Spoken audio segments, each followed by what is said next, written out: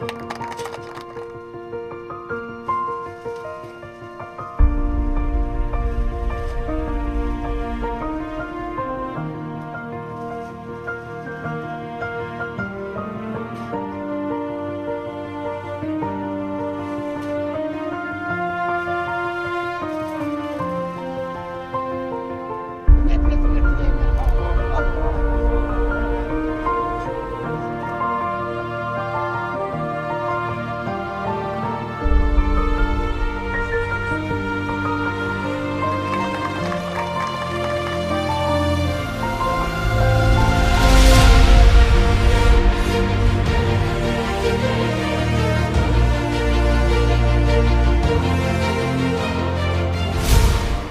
жолы ассаламу алейкум, құрметті шаарыбыздың тұрғындары, құрметті ақсақалдар.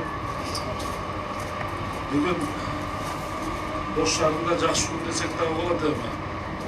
Мына таза су чоң проблема болуп аттылы. Бирок мына өзүңүздөргө белгилүү болгондой, урматтуу президентибиз 2018 жылдагы аймактарды өнүктүрүү жылы деп жарлык кабыл алып, ошол жарлыктын алкагында бир топ жакшы иштер болду. Turmuş özü көрсөттү, региондар, аймактар бир жылда өнүп койгон.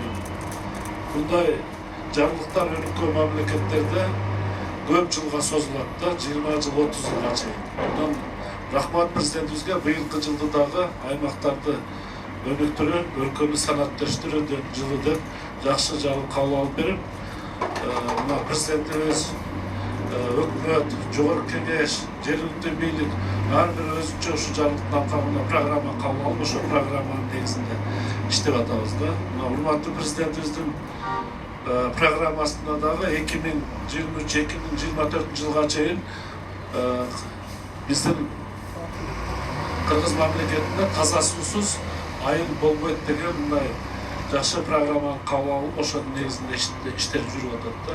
Мына бүгүн дагы Ош шаарында жашырганда таза суу аябай чоң проблема болуп атат да. Ичинде жамгыр жааса суубуз байкалып, сууну айла жок токтотуп атабыз. Айрыкча мына Жапалак айыл өкмөтүндө ошол аймактык башкармалыкта канча деген айыл, канча деген жашоочуларыбыз бар.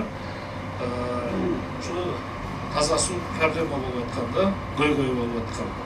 Анан мен мүмкүнчүлүктөн пайдаланып, ушул жогорку кеңештин депутаттарына ыраазычылык билдирем. Ушулар дагы мына шаардан депутат болуп шайланып барып, ошол жерде элдин көйгөйүн жакындан билген депутат катары ушул маселени көтөрүп, мамлекет тарабынан мүмкүндө ушул 6000 куб метрлүү ушул кампага акча бөлүнүп, мына башталышы башталды да.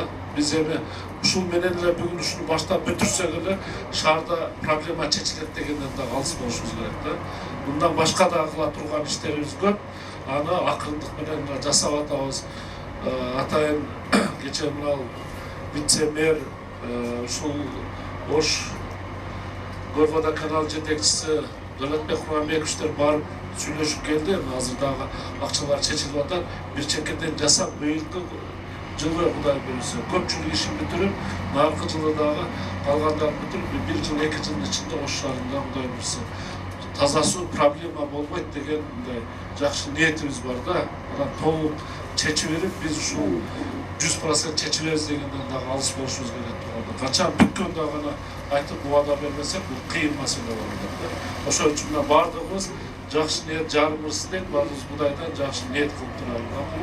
Анан мына ушул бир чекеден эле жылга эле ушул иш болот, анан чечилбейт дегендер дагы сындар айтылышы мүмкүн, бирок башталыш эң негизгиси мына акчалар келе баштады да. Бул мырзага мына тендерден утуптур, өз калоосу менен бирөө келип, сен ушул кампаны куруп бер деп суранганыбыз жок.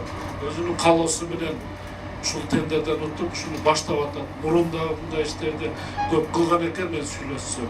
Азыр мына сиздердин астыңыздарда дагы, мына жетекчилердин астында дагы айталым, ушул тез өз убагында сапаттуу кылып, анан элибиз дагы мына ушул специалисттер туурасында жакшы көзөмөл кылып, буну башка иш жакшы болбой калса, аны эртең оңдоп коюшубуз мүмкүн да.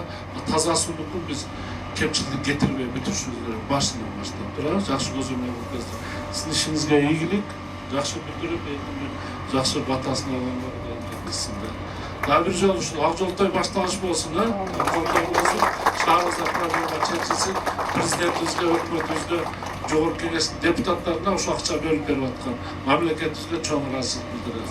Рахмат.